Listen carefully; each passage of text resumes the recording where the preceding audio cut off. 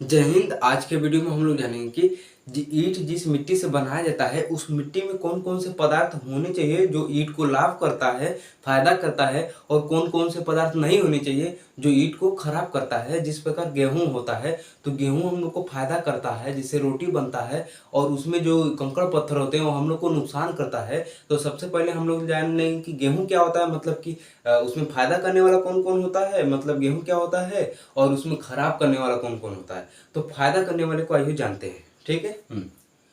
तो देखिए, सामग्री मतलब ईंट क्या होता है, ईंट जिससे घर द्वार मकान बनाया जाता है वो ईंट होता है। ठीक है। और सामग्री मतलब इंग्रेडिएंट्स, इनकी कौन कौन से फायदा करने वाली चीज है उसको हम लोग समझ लेते हैं और कितनी परसेंटेज में होती है। ठीक है। हाँ, तो देखिए ये क्या है, सलीम। सलीम मतलब सलीम टेंशन लेने का, नहीं देने का। तो देखिए इसमें देखिए सलीम ये ट्रिक है। तो एस से हो जाता है सिलिका, ए से एल्यूमिना, एल से लाइम, आई से आयरन ऑक्साइड और एम से मैग्नीशिया हो जाता है। अब कितना कितना होता है ये देख लेते हैं। तो देखिए एस की आकृति 5 के जैसी है। एस की आकृति 5 के जैसी है, इसलिए एक जीरो पीछे बढ़ा देंगे तो ये क्या होगा, 50 हो जाएगा। 50 हो जाएगा, 10 और बढ़ा दीजिए तो 50 से 60 हो जाएगा। 50 से 60% होती है। ठीक है। अब एल्यूमिना क्या होता है, एल्यूमिना को ए से लिखेंगे, हिंदी में लिखेंगे एल्यूमिना को, ये है एल्यूमिना का ए। तो ये क्या हो जाएगा, ये देखिए दो की तरह है और ये लास्ट में जीरो है। ये क्या है, ये जो है ये दो की तरह है और लास्ट में जीरो है, तो मतलब 20 है। और 10 अपने से बढ़ा दीजिए तो हो जाएगा 30।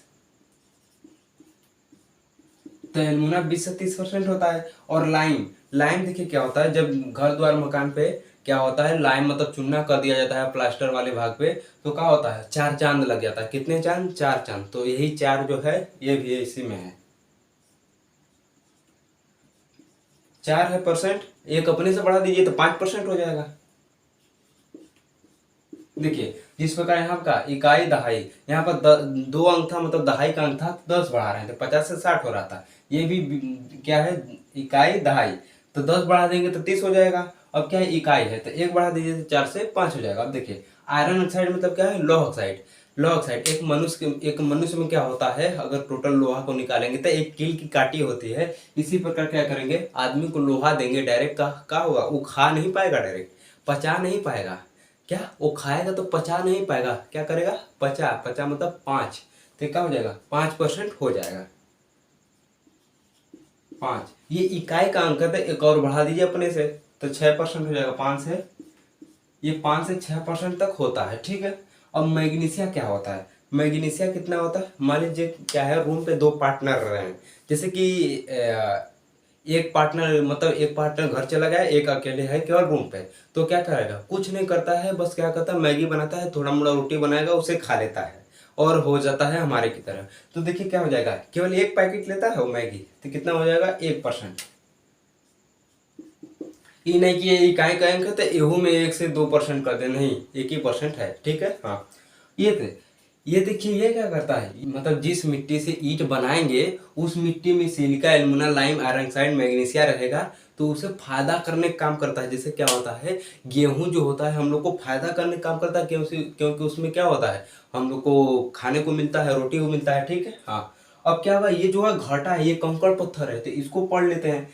तो सिलिका जो होती है 50 से 60% हो जाती है, एल्यूमिना 20 से 30% हो जाती है, और लाइम 4 से 5%, और आयरन ऑक्साइड 5 से 6%, और मैग्नीशिया 1% हो जाती है। अब देखिए ये कौन कौन से हैं जो क्या करते हैं, इसे खराब करते हैं, तो वो देख लेते हैं। तो कंकड़ और पत्थर, इसको हम लोग बाद में जानेंगे कि ये क्या क्या करते हैं, पहले ये खराब वाले को निकाल लेंगे फिर अच्छे से इसको जानेंगे।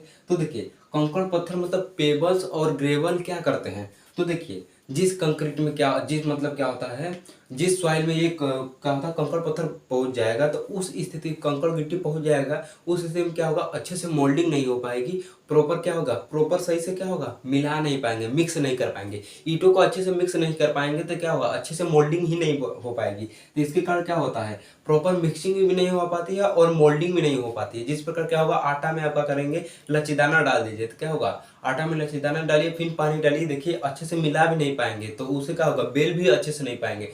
इसी प्रकार यहाँ पर सही से यहाँ पर भी नहीं मिला पाएंगे और अच्छे से शेप भी नहीं दे पाएंगे। तो ये क्या करता है, प्रॉपर मिक्सिंग एवं मोल्डिंग में समस्या उत्पन्न करता है। कौन, पेबल्स एवं ग्रेवल मतलब कंकड़ और गिट्टी।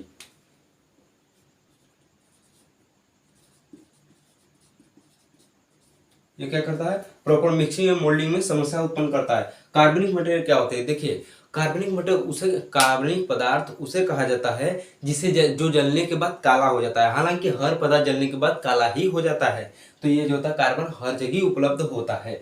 तो जैसे क्या है, जिस मिट्टी से हम ईंट बना रहे हैं उस मिट्टी में मान लीजिए पेड़ पौधा पहुंच गया, पेड़ पौधा का जड़ पहुंच गया, पत्ती पहुंच गया, तो उससे दिन क्या होगा, उसे मार देंगे। उसे मार देंगे तो क्या होगा, अच्छे से क्या होगा, उस पर खचड़ करके मार देंगे। फिर उसके बाद ढालेंगे क्या, एक साँचा होता है 21 बाई 10 बाई 10 सेंटीमीटर का होता है। अब उसे ढालेंगे तो उस स्थिति में क्या होगा, उस स्थिति में अच्छे से ढला भी नहीं पाएगा, मतलब मोल्डिंग में ये समस्या तो उत्पन्न करेगा ही करेगा।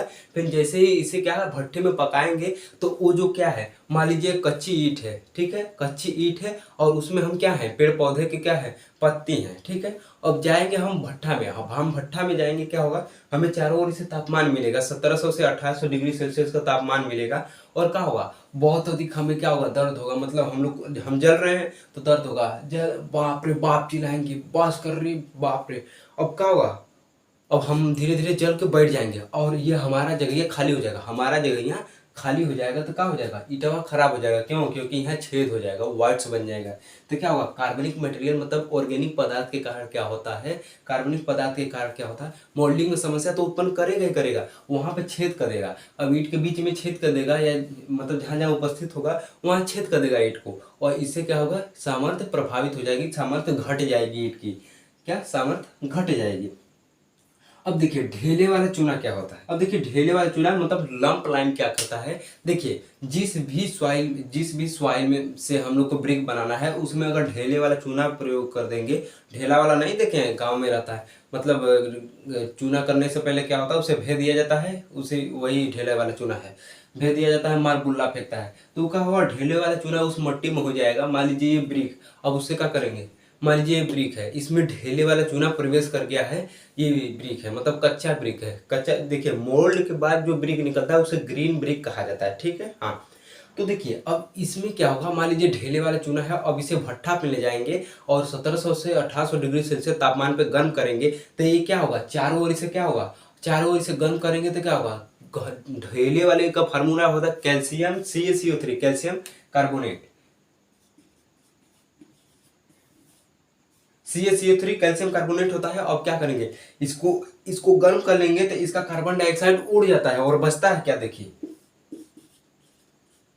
कार्बन डाइऑक्साइड तो उड़ गया, बचा क्या, देखिए Ca बचा और C भी उड़ गया, ये C भी उड़ गया है और O2 उड़ गया है, 3 ठे है, 2 ठे उड़ गया, तो बचा कितना, 1 है। तो कैल्शियम ऑक्साइड अभी हमारे पास है, मान लीजिए हम हैं CaCO3 लंप लाइम मतलब कैल्शियम कार्बोनेट है, ठीक है। अब 1700 से 1800 डिग्री सेल्सियस तापमान क्या है, भट्ठा में मिल रहा है। अब क्या हुआ, हम भी फिर बाप रे बाप चिल्ला रहे हैं, बस करो।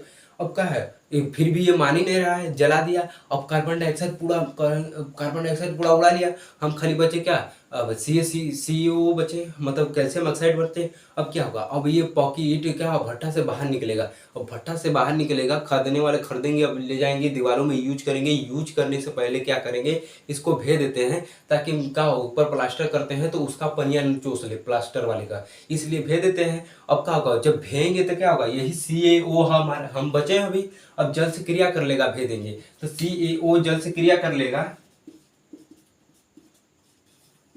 तो क्या बना देगा, कैल्शियम हाइड्रोक्साइड,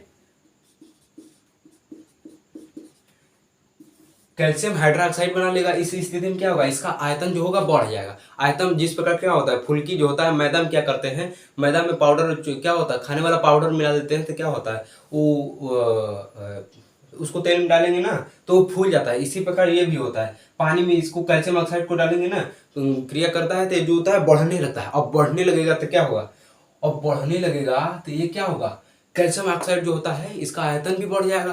कम जगह है, ज्यादा लोग हैं तो क्या होगा, दिक्कत होगा करेगा, तो कैल्शियम हाइड्रोक्साइड हो जाता है, जिसके कारण क्या होता है, इसका आयतन 2 से 2.5 गुना बढ़ जाता है। जगहिया का होता है 2 से 2.5 गुना, क्या होगा 2 से 2.5 गुना बढ़ने लगेगा तो क्या होगा, बहुत ही दिक्कत होगा। और ये इसमें क्या होगा, क्रैक्स पड़ जाएंगे, दरार पड़ जाएंगे। तो ये क्या होता है, ये ढेले वाला चूड़ा प्रयोग करेंगे तो दरारें पड़ जाती हैं, इससे क्या होता है कि ईंट खराब हो जाती है। अब क्या होगा, छार क्या होता है, जैसे आप बारात में जाते हैं तो क्या होता है, 4 लोग की गद्दी बैठने के लिए होता है और 8 लोग बैठ जाते हैं एकदम वो करके, क्या होगा एकदम खराब हो जाएगा उसका क्या होगा, आप लोग को घाव भी लग जाएगा और वहाँ पे क्या होगा बैठने में दिक्कत भी होगा, उसका सीटीओ फट जाएगा। अब क्या होगा यहाँ देखिए, एल्कलाइज मतलब क्षार क्या होता है, क्षार के रूप में सोडियम पोटेशियम यूज कर सकते हैं। अगर ये मिट्टी में जिस मिट्टी से आप ब्रिक बना रहे हैं उसमें अगर क्षार पहुंच जाता है तो उस स्थिति में क्या होता है, देखिए ये जो होता है ईंट में, देखिए क्षार मतलब साल्ट मान लीजिए, जिस मिट्टी में मान लीजिए ये मिट्टी है, ठीक है, हाँ इसमें क्षार के रूप में क्या है, साल्ट है। अब इसको क्या करेंगे, बना लिए, मार लिए, पानी मिला करके मार लिए अच्छे तरीके से। मारने के बाद करेंगे क्या, उसे मोल्ड करेंगे। अब इसे मोल्ड करेंगे तो मोल्ड करने के बाद क्या करेंगे, इसे भट्ठे में डालेंगे। फिर भी ये सॉइल क्या है, फिर भी सॉइल में साल्ट है, मान लीजिए ऐसा आकार दे दिए, फिर भी इसमें साल्ट है। अब इसको क्या करेंगे, भट्ठा में ले जाएंगे, 1700 से 1800 डिग्री सेल्सियस तापमान पे तपाएंगे तो फिर भी क्या होगा, ये सल्टवा है। लेकिन अब इसे क्या करेंगे, अब इसे यूज करने से पहले भेवेंगे, ठीक है, हाँ, अब फिर दीवार में यूज करेंगे। अब दीवार में यूज करेंगे, दीवार जब क्या होगा, ईंट का दीवार बन जाएगा, ईंट की चिनाई हो जाएगी। फिर उसके बाद क्या होता है, चिनाई हो जाएगी, अब क्या करेंगे, इसको पानी देंगे, मतलब तराई देंगे। पानी देना है क्या होता है, वो तराई कहते हैं उसी को। अब क्या होगा, इसमें से पानी बाहर आएगा, अंदर जाएगा, बाहर आएगा, अंदर जाएगा। जब दीवारों से क्या, मान लीजिए ये क्या है, ईंट का दीवार है, अब इसमें से क्या करेंगे, पानी देंगे, ठीक है, मान लीजिए ये दीवार है। अब क्या होगा, इससे पानी देंगे तो ये जो है साल्ट जो अंदरवा है वो बाहर आ जाएगा, पानी के साथ कहेगा। हाँ मान लीजिए हम साल्ट है, पानी मिला हमें, हम ईंट पे है ना, ईंट के अंदर है, पानी मिला, हम कहेंगे हमारा दोस्त आ गया। अब देखेंगे अब क्या होगा, अब पानी के साथ तो बाहर आ गए, लेकिन पानी जो हुआ बाहरी वातावरण से क्या हुआ, उड़ गया, लेकिन क्या हुआ, हम बहरवा रह गए। तब कहेंगे हमारा दोस्त गया। अब क्या होगा, ईंटवा के बहरवा चिपकला रह जाएंगे, ईंटवा के बहरवा चिपकला रह जाएंगे तो क्या होगा, अब साल्ट होता है सफेद। अब ईंटवा के बहरवा देखेंगे तो सफेद रहता है। जब ईंट के बाहर सफेद रहता है तो क्या होता है, वो ईंट खराब हो जाती है। उसी को हम लोग क्या कहते हैं, एल्कलाइज के कारण हो गया। उसी सफेद का भगवा कहते हैं फ्लोरेसेंस। कहाँ समझ में आएगा फ्लोरेसेंस का होता है, वही सफेद का जो होता है उसी को फ्लोरेसेंस कहा जाता है, ठीक है। ये किसके कारण होता है, क्षार के कारण होता है। अब देखिए इससे बचने के उपाय होते हैं। देखिए इसके लिए क्या होता है, एल्कलाइज से बचने के लिए क्या होता है, 10 लीटर पानी लीजिए, 50 से 60 डिग्री सेल्सियस तापमान पे गर्म कर लीजिए। फिर इसके बाद इमली को 3 से 4 घंटे के लिए भीगने के लिए छोड़ दीजिए, ताकि अच्छे तरीके से मिला दिया जाए। फिर अच्छे तरीके से जब मिल जाएगा तो शाम के मौसम में करिए, ताकि क्या हो, अधिक समय तक वो फाइट कर सके।